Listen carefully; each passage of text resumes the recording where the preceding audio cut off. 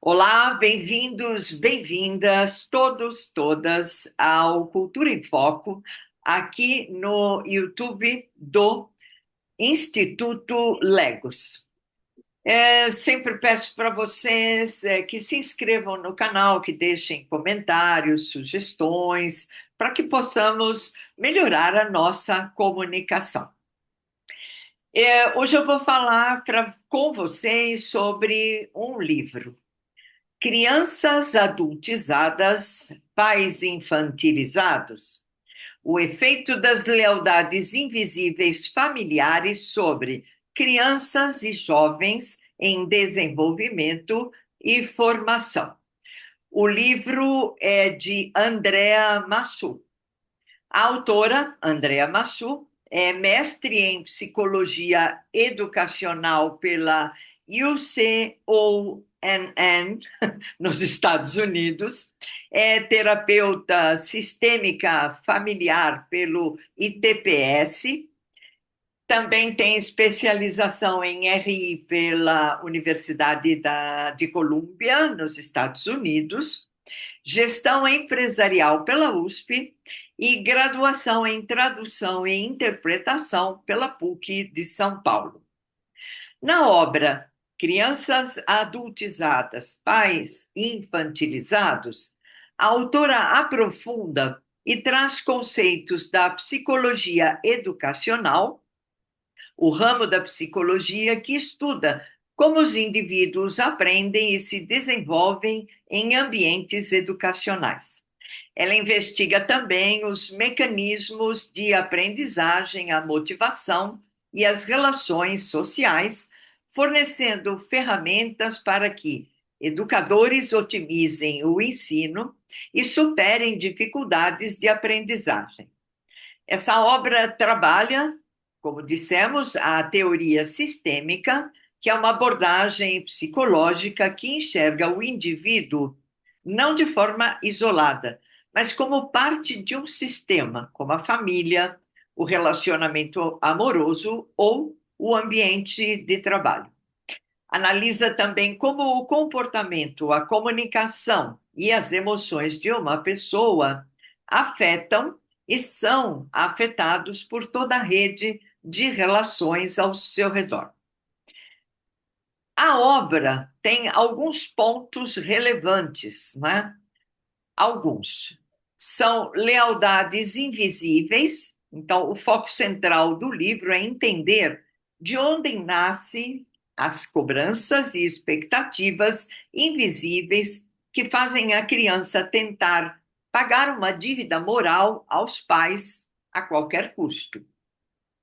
Trata também do amadurecimento assíncrono, explora o impacto socioemocional que ocorre quando o desenvolvimento da criança e o dos pais não estão alinhados.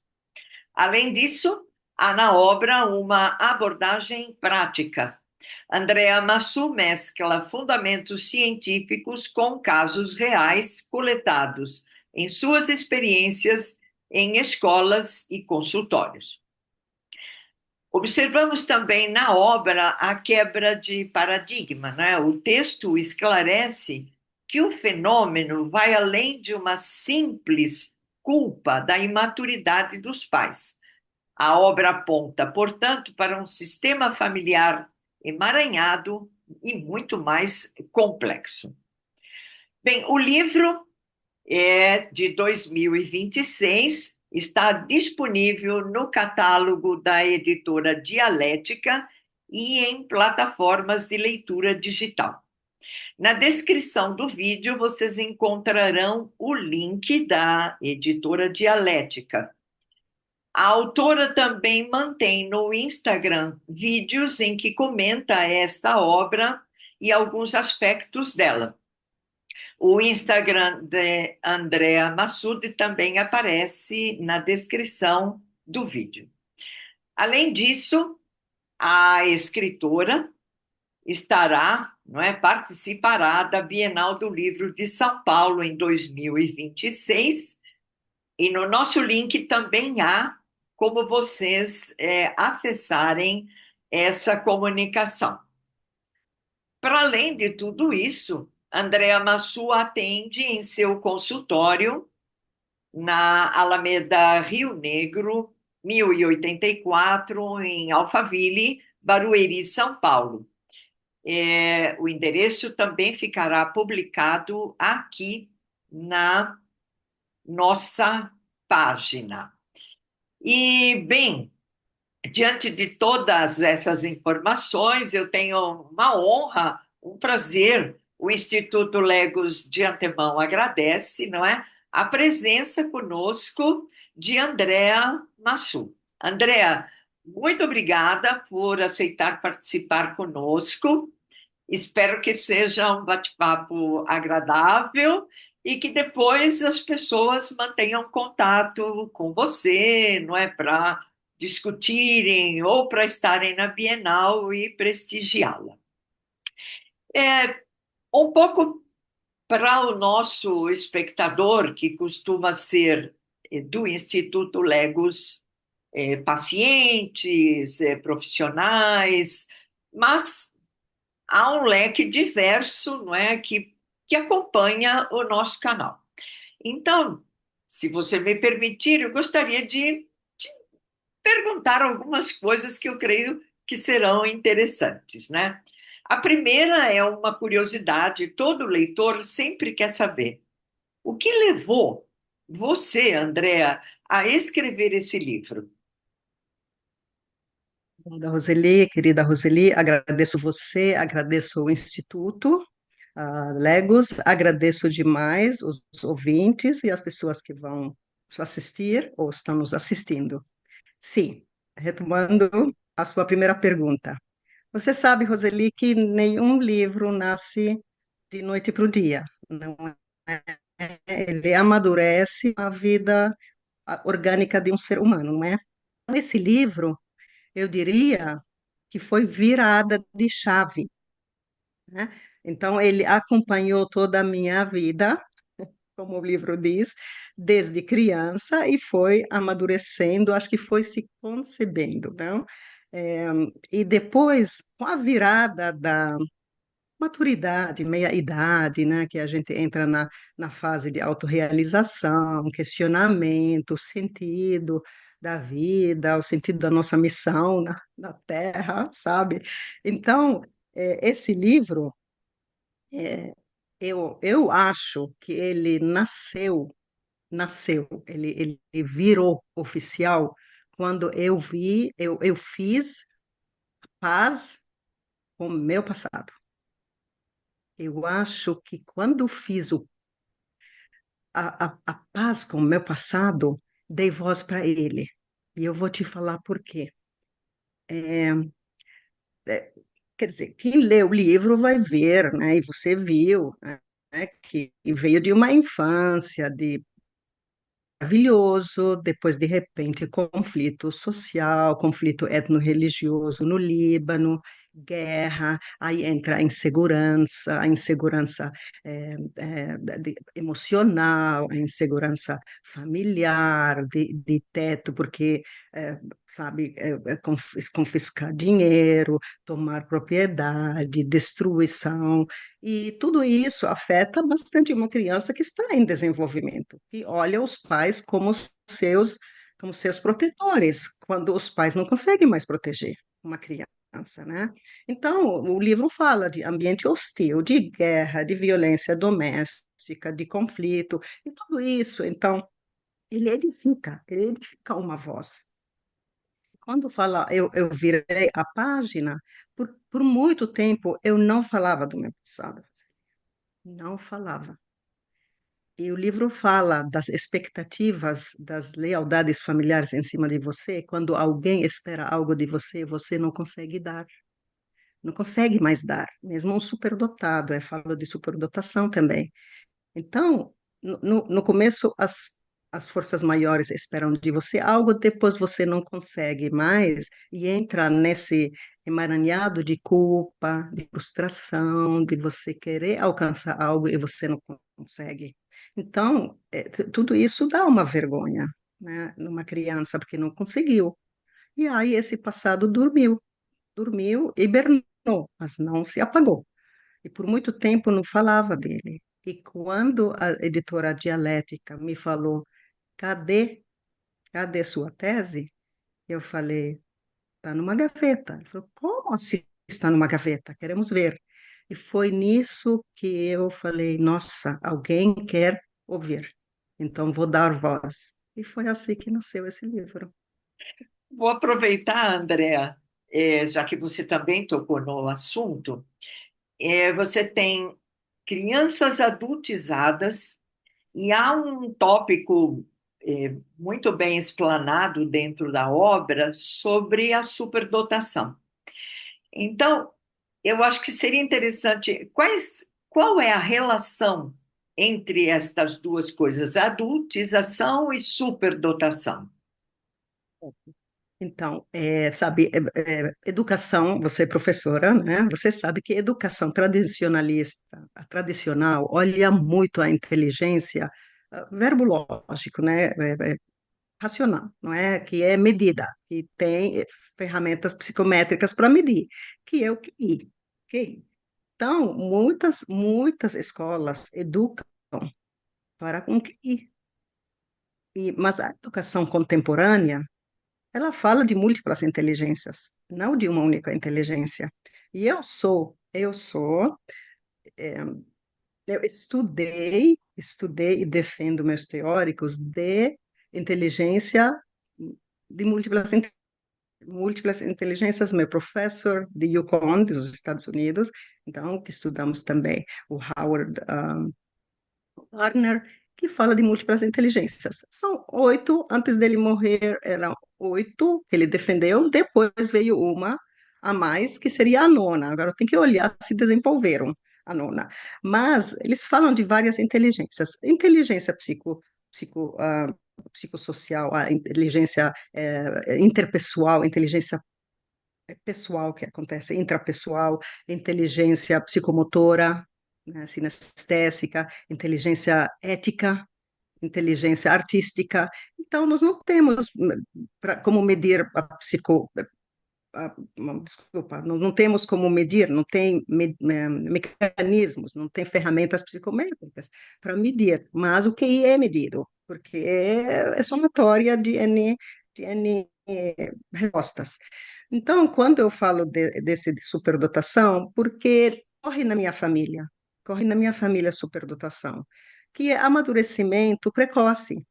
E no meu livro fala de como pularam etapas da minha vida amadurecendo. Então, eu pensava como um adulto, e eu queria produzir como um adulto, no corpo de uma criança.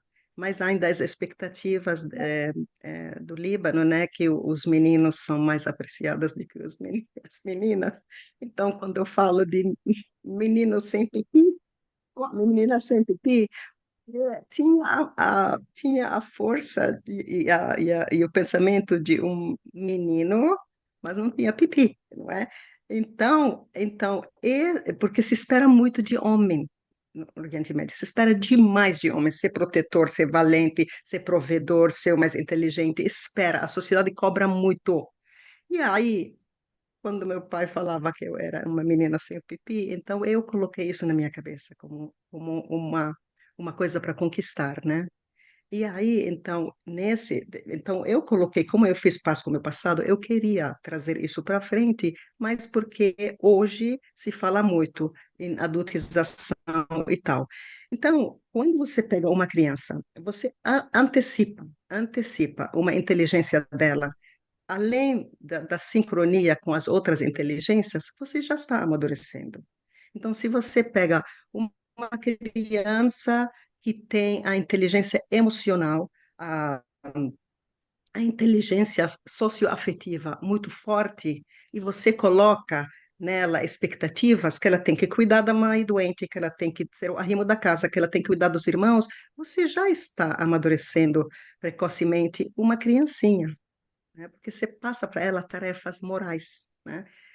É o mesmo que acontece quando você vê um filho que gosta de trabalhar, que gosta de dinheiro e tudo, e você passa para ele o arrimo familiar. Você vai cuidar dos seus irmãos.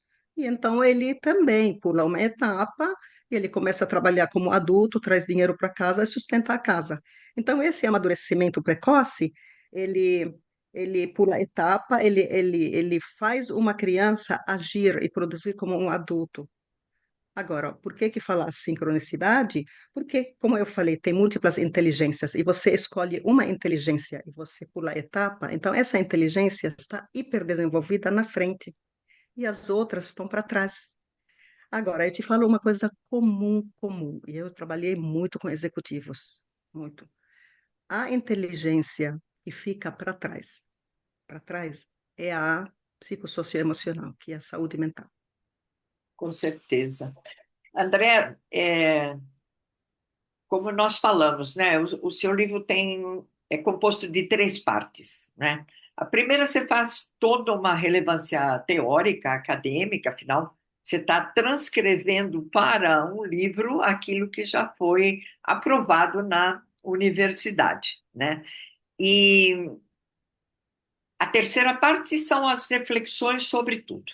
Mas, principalmente, eu acho que o seu atendimento e as experiências que você coloca na segunda parte são muito interessantes para os profissionais da saúde de maneira geral. Então, psicólogos, psiquiatras, psicanalistas, fonoaudiólogos, enfim, aqueles que trabalham com as questões psíquicas, né? Então, eu gostaria que você exemplificasse dos atendimentos que você fez, aqueles relevantes mostrados no livro, né? Um que, que pudesse servir como um exemplo para a gente entender melhor essa questão, a adultização e também a superdotação. Ou necessariamente não precisa ambas, né? Podemos até também falar do passado mal resolvido.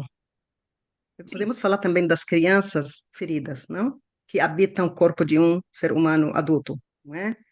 Então, isso também. Assim, o coletivo de tudo isso, de todos os meus atendimentos, que tem uma qualidade comum a todos, não é? Um passado mal elaborado, né? Um passado mal elaborado de uma criança ferida, mal compreendida, mal acolhida, de criança amadurecida precocemente, uma criança frustrada e uma criança que está que por causa da saúde mental, a inteligência dela não se desenvolveu quanto as outras. E esses adultos todos que não trabalharam bem as crianças dentro delas, elas têm essa